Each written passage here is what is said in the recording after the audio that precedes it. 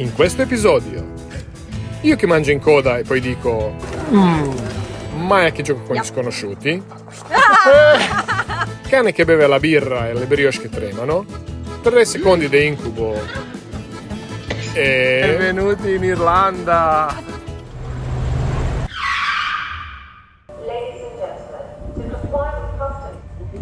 E ora non è tanto il problema la guida a sinistra, ma sono le famigerate doppie rotonde dove anche gli inglesi hanno qualche problema. Speriamo di non farvele vedere. Siamo sbarcati. La prima tappa del nostro passaggio in Inghilterra sarà Brighton, quindi abbiamo un paio d'ore di traffico sull'autostrada. Secondo noi questa è un'autostrada e non abbiamo mai visto un semaforo in autostrada. E bisogna abituarsi agli usi e costumi. A partire dalla lingua e après français, ici we can speak English. Abbiamo imboccato la trafficatissima M2, che Dio ce la mandi buona. E cosa si fa in coda? Ovvio, no? Visto che siamo nella coda, si guarda un po' nelle macchine, ora sono 17 gradi, ma loro sono tutti in maniche corte e noi siamo con riscaldamento acceso. Sempre guardando nelle macchine ho notato una cosa, ma pure una ragazza l'abbiamo visto carina, con la faccia intelligente, eppure lei c'ha il volante sulla destra. Cioè, che incredibile. E si vede che siamo arrivati in una località turistica. No, ma i pub sono assolutamente fantastici. Che idee che hanno sempre. Abbiamo parcheggiato qui e se vi domandate perché abbiamo parcheggiato proprio qui, sarebbe veramente bello che ristrutturano questi portici. E come strada sale, così salgono anche le altezze degli ingressi nei locali. Brighton è una delle più famose località balneari britanniche e volevamo vederla, ma non era sempre così. Una volta era un piccolo villaggio dei pescatori finché un giorno un medico non riesce a convincere ai nobili che l'aria del mare gli fa bene. Allora vengono qua in massa e il posto diventa molto popolare e lo è tutt'oggi. Cosa c'hai lì?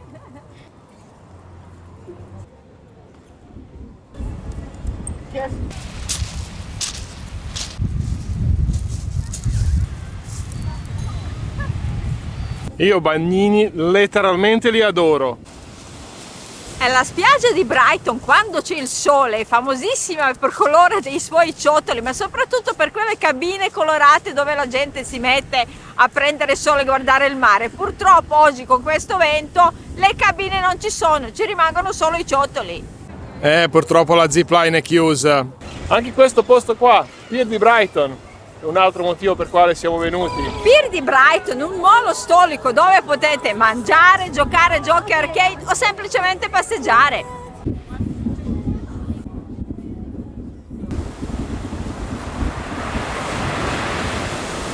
Let Zoltar be sharing with you your fortune. Non importa se credo o no, ma non ci provo nemmeno. Volevamo anche vedere se c'è qualche differenza con Pier di Scheveningen che abbiamo visitato quando siamo andati in Olanda. Questo qua sembra molto di più paese dei balocchi. Più che paese dei balocchi, sembra Las Vegas britannica. Questo è già decisamente più interessante. Vedete quella torre lì della quale non si vede nemmeno la punta? È la famosissima torre della British Airways, che della sua capsula che si trova lì, proprio dove non si vede, offre una vista mozzafiato su tutta la costa dello Sussex. Però noi abbiamo sentito dalla fonte molto attendibile, cioè Nicolò Balini and Friends, che i soldi sarebbe meglio spenderli per un buon fish and chips. Noi seguiremo il suo consiglio alla lettera. Ed eccolo qua. Ta-da!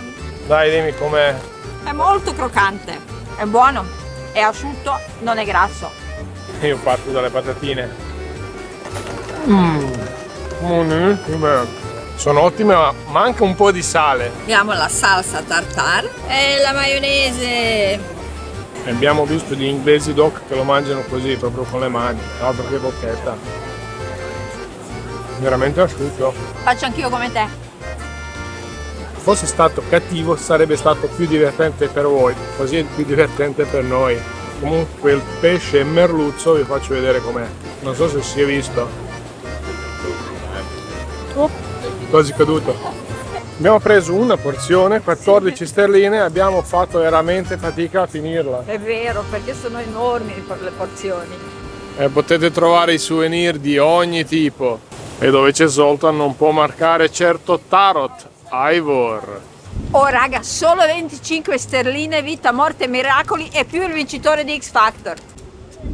A voi sembra una brutta giornata, ma in realtà noi ci divertiamo tantissimo perché noi siamo strabituati a queste vacanze con vento e pioggia, ma comunque qui la sostanza non cambierebbe più di tanto. Non residenti per entrare pagano una sterlina o €1, però potete prendere gratis la sdraio, metterla qua e prendere il sole, nelle giornate del sole ovviamente. Qui ci si bagna e ci sono anche un paio di roller coaster e con questo fanno un paio.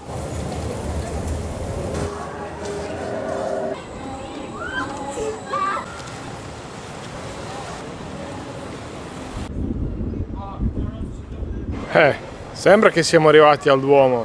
Siamo arrivati in un posto completamente diverso. E qua abbiamo trovato qualcosa di completamente diverso. Royal Palace è un'icona del Brighton quanto il pier di Brighton, solo che a noi è piaciuto molto di più. È stato costruito da Re Giorgio IV, se non sbaglio, per le sue visite alla città di Brighton e ha utilizzato esclusivamente gli elementi dell'architettura indiana, come potete vedere dai minareti e delle cupole a cipolla.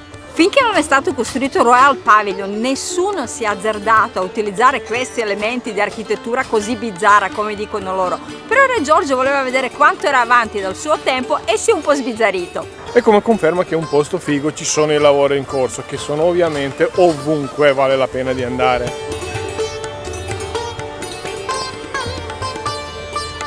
Un altro palazzo che trovate qua è odierno Brighton Dome. Una volta lo utilizzavano come stalle reali. E la curiosità qual è? Re Giorgio non voleva che la servitù venisse vista passeggiare per parco quando si spostava tra palazzo e le stalle e utilizzava un tunnel sotterraneo costruito apposta per loro. Oh, abbiamo incontrato anche qua.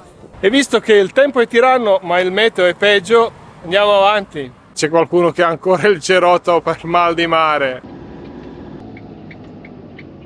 Pieno di turisti qua. A few moments later. Abbiamo deciso di non riprendere autostrada che è piena di cantieri e noiosa, ma di prendere le statali normali per arrivare alla prossima destinazione. Ma anche qui è tutto pieno dei cantieri. Ma a differenza di autostrada, una volta superato il cantiere, trovi dei paesaggi decisamente migliori. Wish that I could stay. Wish for this moment to never go away. But it's all in my... Abbiamo fatta, siamo arrivati a Stonehenge e ci sono pure i posti per parcheggiare. Ci sono pure le buche, però noi più o meno siamo attrezzati e speriamo di farcela. E veramente grazie agli ammortizzatori, grazie alle ruote, grazie a tutto quello che abbiamo fatto siamo riusciti a passare pure parcheggiare.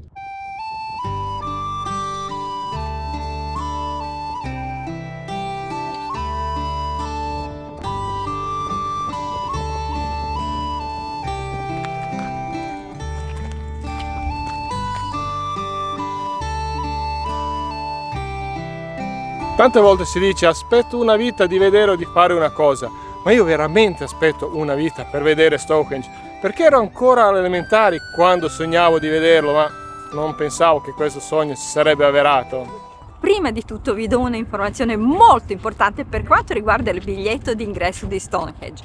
Noi ci troviamo, vedete a che distanza, dalle pietre e non abbiamo pagato il biglietto. Perché? Perché accanto all'ingresso principale trovate una passeggiata che potete utilizzare che va tutto intorno al sito e che non si paga. E qui potete vedere dove passano i paganti. Ma cos'è che rende misterioso questo posto? Le pietre grandi Sarens provengono da 30 km di distanza e ci sta. Quelle più piccole, Blue Stones, provengono a 225 km a distanza e non hanno ancora capito come sono state portate qua. Poi a quest'ora, quando il parco è chiuso, la luce è spettacolare. Una delle cose che sicuramente conoscete tutti è che la Stonehenge è allineata perfettamente col solstizio d'inverno e il solstizio d'estate. Durante l'estate, quando c'è il solstizio, il sole colpisce la pietra principale, quella dell'ingresso, Hillstone, e illumina il centro del Stonehenge. Per fortuna o purtroppo non si sa qual è stato il vero scopo di Stonehenge. Alcuni archeologi dicono che è stato un sito utilizzato per le cerimonie religiose o rituali, alcuni dicono che è stato utilizzato per le guarigioni, ma si pensa che potrebbe essere anche un cimitero, visto che qui nelle vicinanze sono state trovate tantissime tombe. Durante il periodo romano Stonehenge era già in rovina e diciamo in disuso, e nonostante i romani intorno avessero costruito strutture e le strade, lo hanno trovato talmente affascinante e magico che non hanno toccato neanche una pietra. Grandi romani.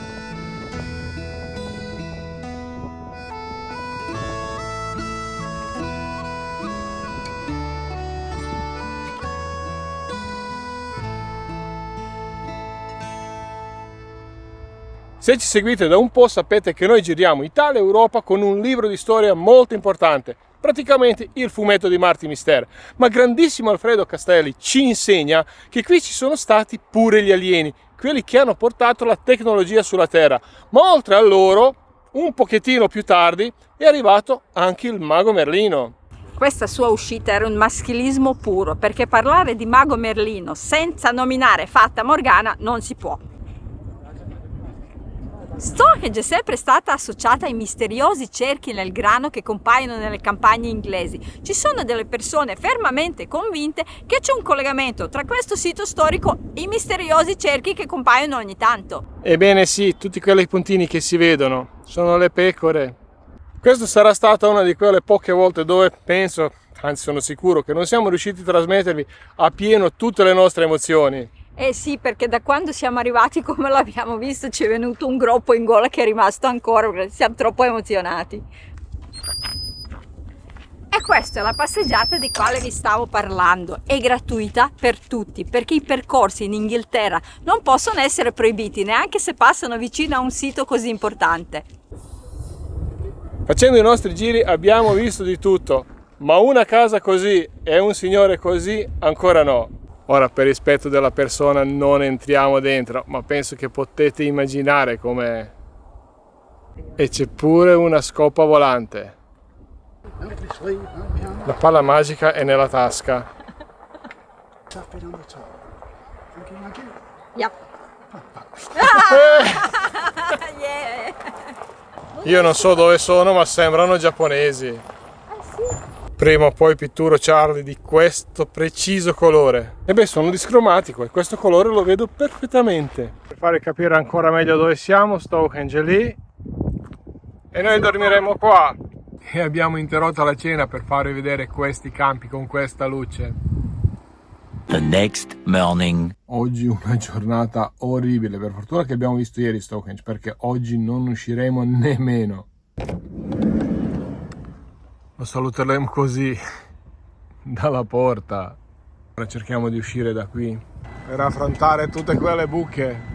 Lo so che non si capisce quanto sono profonde, però fa troppo freddo, c'è troppo vento per far uscire mai a fare le riprese mentre sto scavalcando le buche. Per farvi capire la situazione della strada, ieri sera diverse macchine hanno lasciato il fondo, proprio sono rimaste incastrate, però anche alcuni camper più bassi hanno avuto qualche problemino.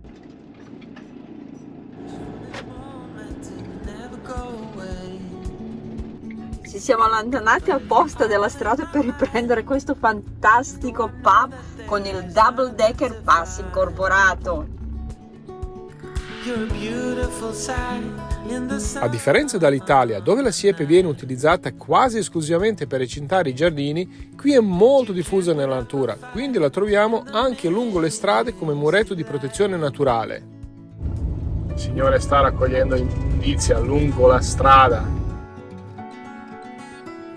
Ci accorgiamo presto che stiamo percorrendo una delle più belle strade fino ad ora, tutt'uno al susseguirsi delle campagne e paesi da favola, solo che le strade in entrambi i casi sono strettissime. Anche troppo, infatti.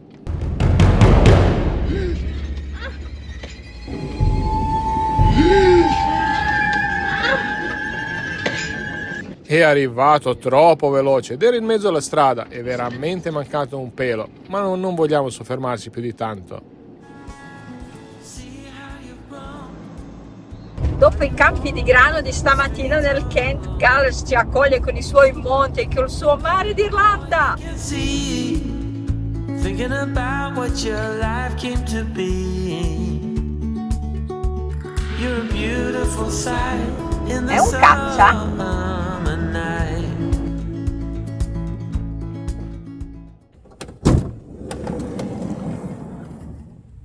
Ed eccoci a Holyhead. Allora com'è? A parte l'odore delle alghe che dai è sopportabile, ma il posto è fantastico. Ci sono i ragazzi che fanno bagno, si divertono un mondo. E se non si è capito, domani mattina qui prendiamo traghetto. E intanto ci riposiamo un po'. Madonna gelataio! A proposito, questo è Charlie e qui abbiamo una signora olandese. Ecco, la mia idea del riposo non è che sto fermo in un posto, la mia idea di riposo è andare a fare un giretto. Oh, ma qui abbiamo anche un museo marittimo. E durante la seconda guerra mondiale questo era un rifugio e su si vede ancora filo spinato. Oh, qui tutto è scritto e sono bilingua. È ovvio, ci troviamo nel Galles. Le mie preferite sono quelle che all'inizio hanno 2 F e per finire hanno la 2 D. Questo posto ispira proprio pace dei sensi. A parte Luna Park che c'è di là. Mi sa che questa parte è in acqua durante alta marea. In questa parte della spiaggia le alghe non sono marcite, quindi si sta da Dio. Ebbene sì, anche qua si usa il SAP. E questo lo prenderemo domani. Beh, forse non proprio questo. E alla fine è arrivata l'ora di preparare la cena. Early the next morning.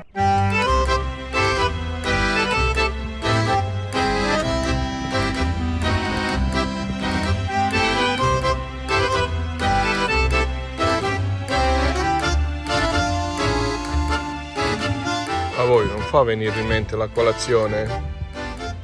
C'era una luce stupenda stamattina, sono uscito fuori, arrivato alla nuvola e poi ho dimenticato anche la batteria per la Sony. E poi visto che presto magari la nuvola se ne va via. E poi anche se abbiamo tante ore davanti prima di prendere traghetto, io non ce la faccio stare a letto.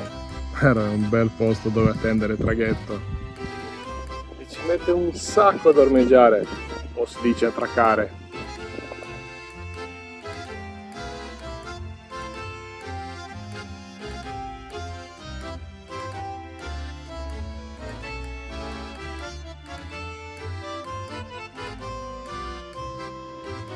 Se qualcuno vede Terminal 5 che ce lo dice, per favore. Questo ponte non si vede dalla strada così. C'è il bar lì davanti. Qui praticamente una volta che ti sei incolonato puoi andare nel duty free shop, prendere qualcosa da bere. Ci sono ombrelloni, quelle rare giornate quando non piove. Cosa dire? Diciamo che è leggermente diverso dall'imbarco a Calais. Addirittura ti puoi avvicinare all'uscita.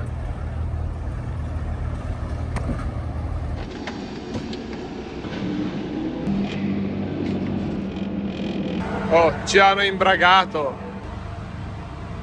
Ok, scala rossa. Quasi sembra un aereo. Ma quanto tremano ste brioscine? Facciamo la colazione nostra o inglese? Sì, facciamo quella inglese. In realtà si può uscire.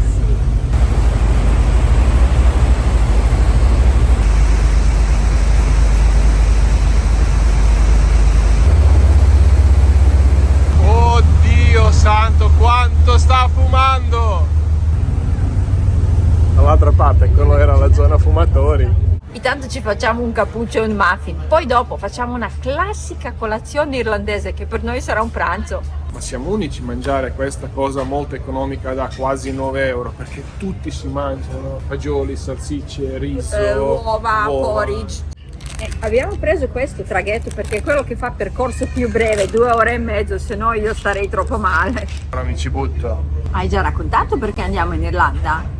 Beh, da una parte perché volevo andare sempre a vedere la natura e le persone delle quali parleremo più avanti, ma dall'altra parte noi siamo un po' come Patrizio e Susi di Turisti per Caso. Quando siamo andati a Puglia, ma si è concentrato sulla storia di Federico II.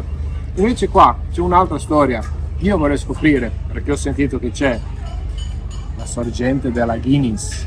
Non so perché, ma io letteralmente adoro i traghetti. Comunque il traghetto è tutto qua.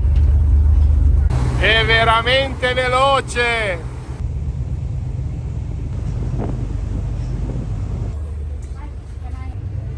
Questo Uova. sono le uova strapazzate, baked beans sono i fagioli con la salsa del pomodoro, abbiamo funghi, il pomodoro, questa è tipica salsiccia irlandese, una è nera, una è più chiara, poi sotto abbiamo delle salsicce e credo che questo siano le patate. Insomma, tanta roba. Questo è soltanto cioè porzione per uno e costa qualcosina di più rispetto a quel muffin di stamattina, però quanta roba! E il pane bisogna assolutamente mangiare imburato. Mangio il burro d'una vita. Questo tra l'altro è burro irlandese, quindi dovrebbe essere ottimo. Io parto dai fagioli. Sono buonissimi. Non come quelli di Bud Spencer che sono più duri e funghetti, ma sono buoni lo stesso. Quindi ottimi. Potrei abituarmi a questa colazione che per noi è pranzo, che per me è mezzogiorno. Adesso ci dovete scusare, noi andiamo a mangiare perché tra poco si arriva, poi vi faremo sapere com'era.